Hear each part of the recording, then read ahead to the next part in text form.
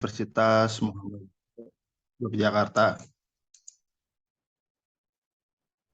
Ya, ada beberapa pertanyaan yang sudah saya sediakan oleh Bapak dan Ibu yang hadir sekalian, khususnya untuk organisasi Bapepti, berdasarkan dengan dinamika yang terjadi terkait dengan meningkatnya jumlah investor di pasar kripto, menurut Bapak atau Ibu, bagaimana sih Bapepti meregulasi hal tersebut untuk memastikan keamanan para investor dalam melakukan perdagangan perdagangan untuk memastikan keamanan, mohon maaf sebelumnya, untuk memastikan keamanan para investor dalam melakukan perdagangan kripto di Indonesia. Itu saja, terima kasih.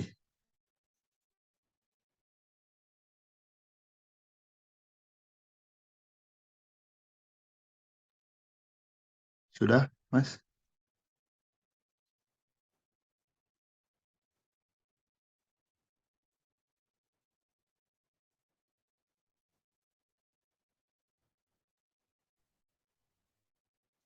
Baik, mohon izin Pak Yofian, Pak Agus, Bu Widya, dan Mas Janet.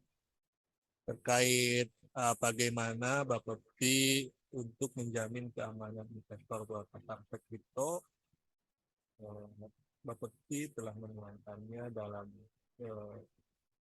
peraturan yang pertama, peraturan Bapepti nomor 8 tahun 2021 sebagaimana telah diubah dengan peraturan Bapepti nomor 13 tahun 2022. Lalu ada peraturan mengenai daftar aset kripto yang dapat diperdagangkan, yaitu peraturan Bapepti nomor 12 tahun 2022. Konsepnya adalah bahwa selain kita atur entitas lembaganya harus memenuhi persyaratan, kita juga atur mekanisme dan produk yang dapat diperdagangkannya. Tentunya hal tersebut kita nilai bahwa dengan adanya pengaturan terkait kelembagaannya, mekanismenya, dan produk yang dapat diperdagangkannya akan menjamin bahwa investor atau pelaku atau pelanggan aset kripto bisa mendapat keamanan dan kepastian hukum dalam melakukan transaksi atau jual beli kripto di Indonesia. Demikian, Mas Yusuf. Apakah sudah cukup atau ada tambahan yang lainnya dari Bapak Ibu sekalian?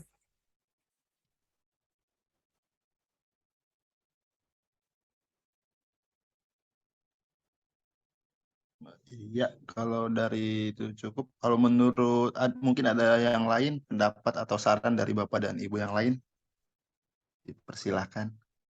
Iya, maksudnya dari Masnya udah cukup mengakomodir atau belum? Jika ada, Oh, ditambahkan, mungkin nanti akan dijelaskan sama Bapak Ibu atau mungkin eh, ya udah cukup mengakomodir atau belum? Tadi penjelasan dari yang gitu.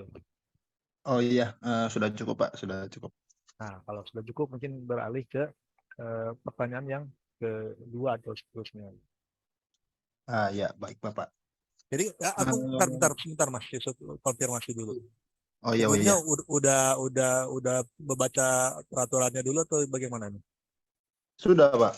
Nah, apa aja tuh dasar hukum perdagangan pasar kripto di Indonesia ini? Dasar hukum perdagangan. Ya, penyelenggaraan perdagangan aset kripto di Indonesia. Biar biar sinkron gitu nanti kan saya tadi banyak merujuk ke peraturan nih. Jadi kalau misalkan peraturan yang dirujuknya Pak Mas Yusuf belum baca kan jadi nanti agak repot juga nih. Oh iya ya Bapak, ya Bapak. Nah, seperti tadi kan saya rujuk ke peraturan nomor 8 2021 sama 13. Kan poin-poinnya ada di sana tuh tentang keamanan. Nah, Mas Yusuf udah baca terlebih dahulu atau belum nih terkait dasar hukum penyelenggaraan eksekusi aset kripto di Indonesia? Kalau untuk regulasi kan itu udah ada dari website ya Pak, ya. Saya lihat Iya, dari website iya, juga untuk dari website. peraturan-peraturannya. Apa aja tuh bisa dikonfirmasi? Saya nggak, takutnya ada yang miss. Hmm. Kalau saya lebih ke ini sih Pak, banyak baca kayak Undang-Undang Nomor 10 yang tahun 2011 itu kan terkait perubahan atas Undang-Undang Nomor 32 Ya, itu perdagangan berjangka uh, komoditi itu Pak. ya itu rumahnya penangkapan komoditi. Itu kan kalau yang pasar risk ini diatur secara khusus, diamalkan langsung ke peraturan Bapepti ini secara teknis, Iya. ya kan? Nah, Bapak. peraturan yang teknis udah baca belum selain undang-undang? Karena untuk pelaksanaan pasar fisik komoditi ini, suatu aset kripto nggak diatur secara spesifik di Undang-Undang 32 97 atau 10 2011. Diatur spesifiknya melalui peraturan menteri dan dituliskan kepada peraturan Bapepti. Jadi kalau Oh, Yusuf mohon maaf Pak, belum berarti. baca peraturan Bapeptinya, nanti kita akan agak panjang nih bahasannya. Oh, iya, iya, iya, Pak, Pak, Pak, paham, paham, paham, Pak.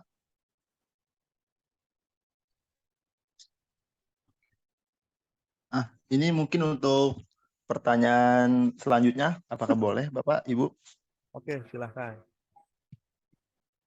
Jadi saya anggap Mas Yusuf udah baca peraturan teknisnya ya. Sudah, Pak, sudah, Pak. Jadi nanti kalau saya menuju ke aturan, nanti pasti ada tertuang di aturan tersebut. Iya, Bapak. Oke, lanjut Mas, lanjut. Oke, Bapak, terima kasih atas waktunya. Ini untuk pertanyaan selanjutnya. Banyak banget nih untuk mengingat banyak investor kripto di Indonesia yang melakukan transaksi koin kripto di pasar ilegal seperti Binance. Apakah ini berpotensi ya Bapak dan Ibu untuk meningkatkan malpraktik dan melemahkan keamanan investor kripto dalam berdagang? Nah, ketika ada terjadi sesuatu hal seperti itu, bagaimana Bapepti untuk menanggapi hal tersebut? Langkah apa yang harus dilakukan untuk menanggulanginya? Itu saja Bapak. Terima kasih. Baik, eh, Mas Yusuf ya, terkait fenomena investor di peran aset kripto kan emang eh, kita sebutkan banyak lah. Dari database Bapepti aja yang terdaftar terakhir bulan Juni itu sekitar 16 juta pelanggan. Oke. Namun demikian, dengan adanya peraturan Menteri Perdagangan nomor 99 tahun 2018 lalu diturunkan kepada peraturan Bapepti untuk perdagangan, untuk pembinaan pengaturan perdagangan pasar fisik aset kripto diatur oleh Bapepti kan. Bapepti ini telah memberikan persetujuan tanda daftar terhadap entitas atau kelembagaan-kelembagaan yang dapat menyelenggarakan perdagangan fisik aset kripto. Yang kita sebut nomenklaturnya adalah calon pedagang fisik aset kripto atau pedagang fisik aset kripto. Nah, itu yang diakui oleh saat ini Bapepti hanya satu-satunya regulator terkait aset kripto. Berarti untuk di Indonesia untuk melakukan kegiatan perdagangan aset kripto wajib atau harus mendapat persetujuan dari perizinan dari Bapepti. Nah, terkait fenomena pelanggan aset kripto yang bertransaksi, misalkan bertransaksi pelanggan aset kripto di luar kelembagaan yang disediakan oleh Bapepti, maka itu tidak tercakup dalam ketentuan yang telah diatur Bapepti, baik ketika terjadi ada perselisihan atau terkait dengan penggunaan dana atau terkait penggunaan aset kriptonya. Karena apa? Karena kelembagaan yang kita atur adalah yang telah mempunyai perizinan dari Bapepti terkait mekanisme, mekanisme transaksi, mekanisme penyelesaian perselisihan, dan sebagainya. Oleh karena itu, ketika ada pelanggan yang melakukan transaksi di luar kelembagaan yang telah mendapat perizinan Bapepti atau secara peer-to-peer perseorangan dengan orang lain, maka itu menjadi resiko dan tanggung jawab pelanggan itu sendiri. Itu dari sisi pelanggan ya Pak ya. Tapi dari segi entitas, bahwa untuk menyelenggarakan perdagangan aset kripto itu harus mendapat persetujuan dari Bapepti. Ketika ada entitas yang melakukan perdagangan aset kripto tidak mendapat persetujuan dari Bapepti, maka mereka melakukan kegiatan usahanya secara dikatakan tidak berizin atau legal.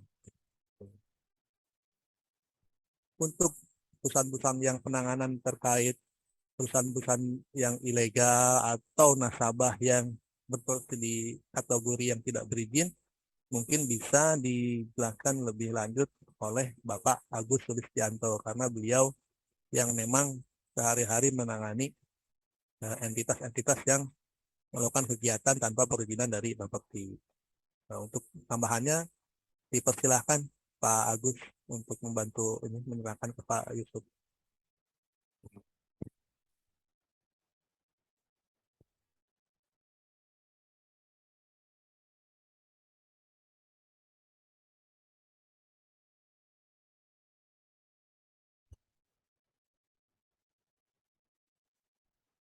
Ya, sebelumnya untuk Bapak Agung mungkin ada tambahan lagi di kata-kata yang telah disampaikan oleh Pak Asep. Ya, bagaimana Ya, Bapak? ya, ya, ya. Bentar, Ya. bentar, tunggu ya. Oh iya Bapak, Suaranya jelas nggak? jelas Pak, jelas. Orangnya nggak jelas. Jelas Pak, suaranya jelas Pak. Oh, kirain suaranya Ya, jelas, orangnya nggak jelas itu. enggak lah Pak, ya masa gitu Pak. Oh, jadi yang tadi ditanyakan adalah dengan fenomena apa namanya masyarakat bertransaksi di berusaha apa namanya exchanger ya, exchanger aset kripto di luar negeri itu resikonya apa dan apa yang Bapak Putri telah lakukan seperti itu kan ya? Iya Bapak, Kira-kira betul. seperti itu ya? Salah nggak? Betul Pak. Gitu ya. Jadi tadi Kang Asep sudah jelasin secara jelas bahwa kalau di Indonesia bertransaksilah di perusahaan yang telah memperoleh persetujuan sebagai calon pedagang fisik aset kripto yang terdaftar dari Bapepti. Artinya kalau terjadi dispute atau ada masalah, Bapepti bisa memfasilitasi untuk melakukan mediasi. Nah, kalau yang tidak terdaftar di Bapepti, tentunya Bapepti kan tidak bisa menjangkau ya, tidak dapat memberikan fasilitas untuk melakukan mediasi. Mengapa demikian? Karena perusahaannya tidak terdaftar di Bapepti, kemudian biasanya yurisdiksinya ada di luar negeri. Kalau yuridiksinya di luar negeri, tentunya Bapepti tidak punya kewenangan untuk menjangkau ke sana. Itu adalah resiko yang menjadi pertimbangan masyarakat sebelum berinvestasi di aset kripto. Selanjutnya, ketika hal tersebut menjadi masalah, tentunya kan pemerintah harus melakukan langkah antisipasi ya, kan gitu ya. Kan Iya betul. kalau dia bertransaksi di perusahaan luar negeri atau yang ilegal, kalau terjadi apa-apa, pemerintah nggak bisa melindungi, nggak bisa memfasilitasi, tentunya pemerintah juga melakukan langkah antisipasi. Ya, apa yang pemerintah lakukan untuk melakukan langkah antisipasi? Tentunya perusahaan-perusahaan tersebut kita batasi agar tidak dapat melakukan promosi iklan penawaran di Indonesia. Di era teknologi informasi saat ini sifatnya kan global, ya kan? Semua lewat internet, online. Maka yang kami lakukan adalah membatasi akses dari masyarakat agar tidak mudah mengakses situs-situs dari entitas-entitas kripto ilegal tersebut. Ya kan? Kita minta bantuan Kementerian Komunikasi dan Informatika untuk melakukan pemblokiran. Tujuannya untuk apa? Nah, masyarakat kalau nggak bisa mengakses, tentunya kan penawaran ini menjadi tidak sampai di tangan masyarakat gitu kan. Tapi tentu Mas Yusuf juga bisa paham lah apa itu VPN atau proxy gitu ya. Nah, udah diblokir pakai VPN atau proxy biar bisa ngakses. Ya sudah, artinya dia sudah paham konsekuensinya, resikonya gitu. Itu yang sudah pemerintah lakukan terkait dengan meminimalisir atau eh, mengantisipasi kemungkinan adanya kerugian di tengah masyarakat. Itu Mas Yusuf, ada pertanyaan lagi?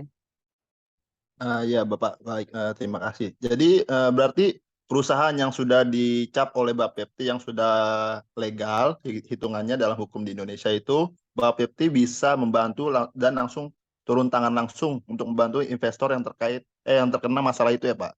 Kecuali di luar dari Bapepti itu sendiri. Betul begitu Bapak?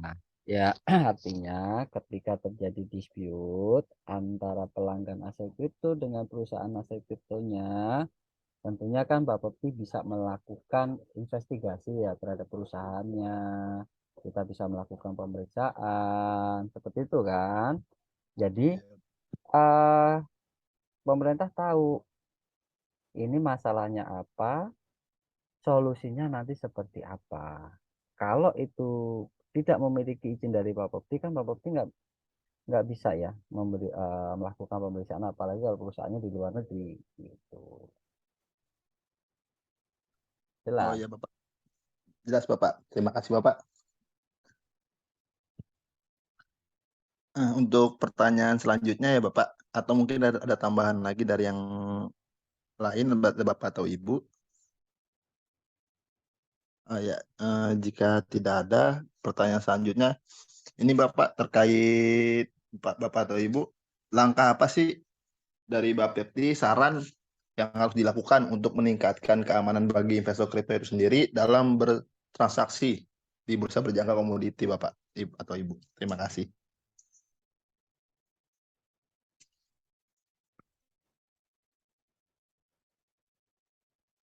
Halo, Mas Yusuf bisa diulang gimana pertanyaannya? Oh iya. Mungkin Oh ya. Bapak Agus kurang ya, menyimak Oh dengan baik. iya, baik. Ini untuk pertanyaan selanjutnya. Langkah atau saran dari Bapepti itu sendiri yang harus dilakukan untuk meningkatkan keamanan bagi investor itu sendiri dalam bertransaksi itu bagaimana? Atau apakah ada saran atau langkah yang harus dilakukan untuk meningkatkan kepercayaan investor kripto itu sendiri terhadap saran atau arahan dari Bapepti?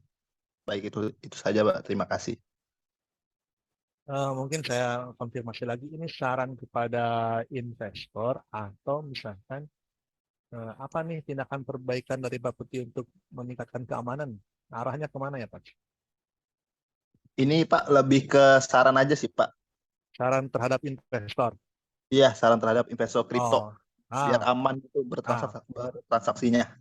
oke, oke. Jika mungkin tadi Mas Yusuf menyimak, Pak Agus telah menerangkan bahwa di Indonesia ini sudah difasilitasi dengan entitas yang terdaftar dan dibatasi dan pemerintah melakukan pembatasan untuk akses terhadap entitas-entitas yang belum terdaftar. Seperti itu sih. Jadi sarannya ya mungkin dari itu bisa ambil kesimpulan bahwa saran dari Bapepti adalah dalam melakukan transaksi aset kripto agar masyarakat mempertimbangkan satu legalitasnya.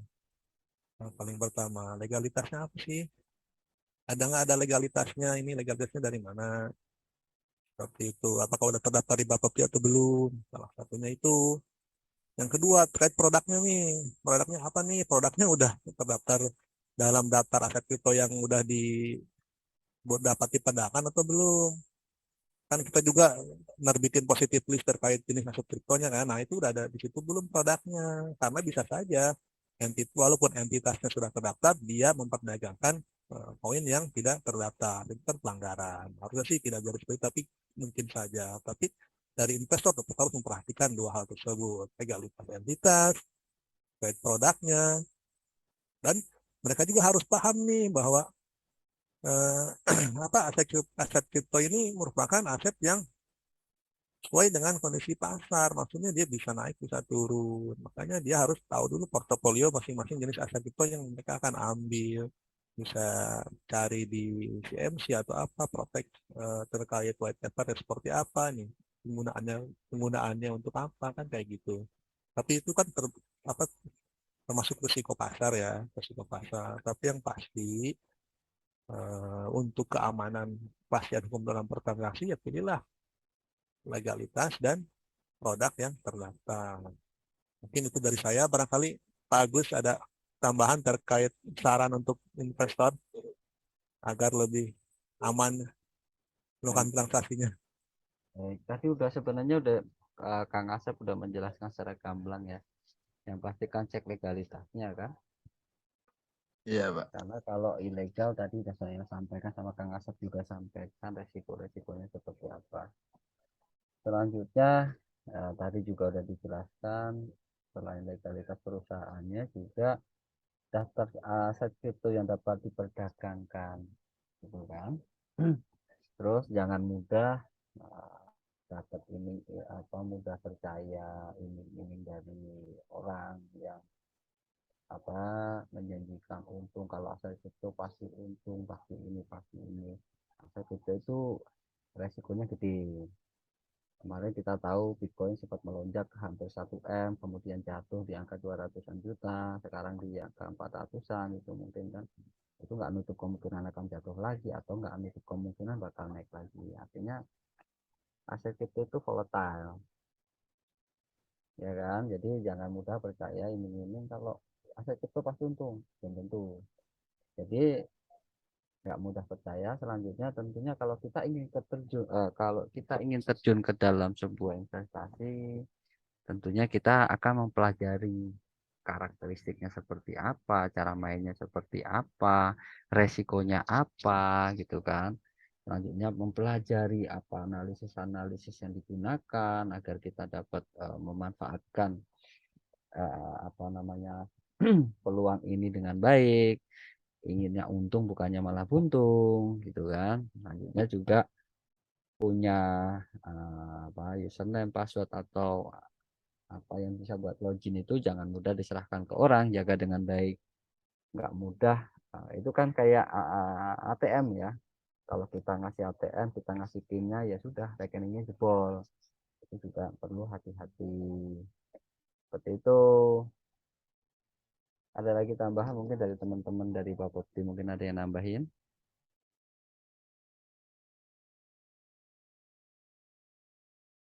Sepertinya cukup komprehensif yang diberikan oleh Pak Agus.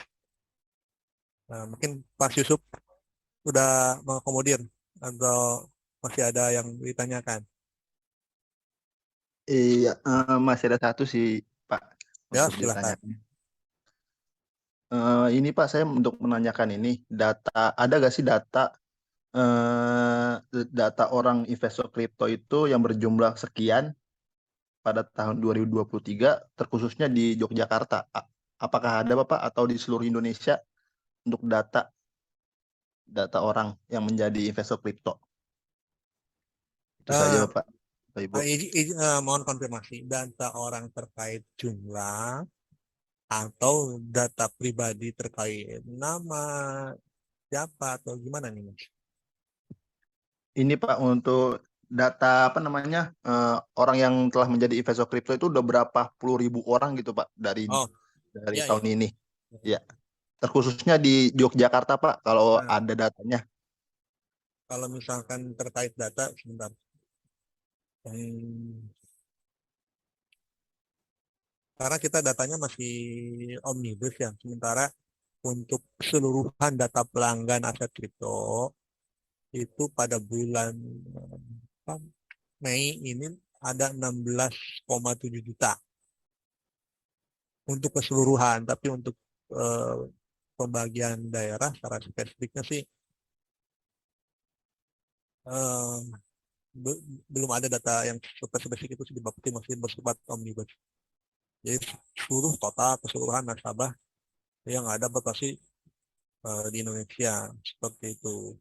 Cuman kalau untuk terkait demografinya dari usia, dari istilahnya dari usia dari daerah tertentu yang banyak itu ada. Cuman spesifik untuk Yogyakarta ada berapa kita kita belum belum sampai situ.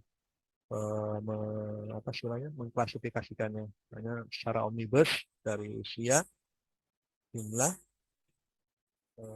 jenis pekerjaan, seperti itu Mas.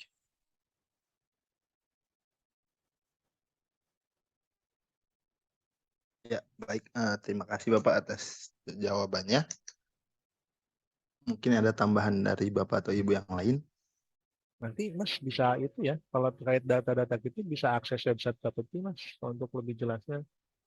Karena kan di situ ada tuh jumlah. Oh iya, baik Bapak, terima kasih. Ada mau cek legalitas juga ada, jumlah Hmm. transaksi ada, seperti itu. Oh, oke, oke. Rata-rata iya, betul sih. Iya betul.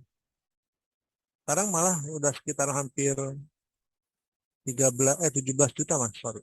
Karena kan kalau data memang kita bukan bagian eh, pengembangannya, kita dari Biro Peraturan Perundang-undangan dan Penindakan. Jadi untuk data sih saya informasikan ya mas ya. Iya Bapak. Dia diklasifikasikan satu berdasarkan jenis kelamin, ya. Jenis kelamin itu sebanyak 71,2% laki-laki, 28,8% perempuan. Ini per tahun 2022 nih datanya, 2022 lagi.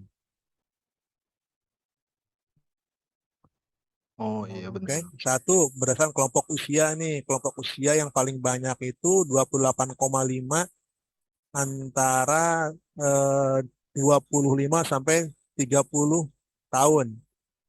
Yang kedua 28,2% itu dari 31 sampai 35 tahun. Paling banyak. Wilayah nih. Nah, wilayah juga gak spesifik per kota sih Mas. Kita hanya per pulau nih. Sumatera, Jawa, Bali, Kalimantan, Sulawesi, Papua. Yang terbanyak itu di Pulau Jawa sekitar 65,9%.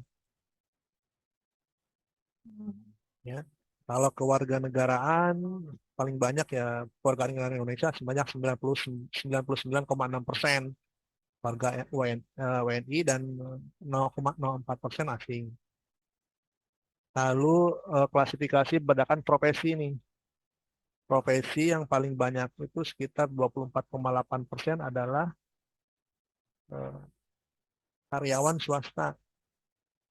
Dan yang kedua adalah pelajar atau mahasiswa, 23,5%.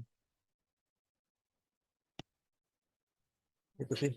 Yang terakhir nilai transaksi. Itu klasifikasinya. Jenis kelamin, usia, wilayah, profesi, dan kewarganegaraan.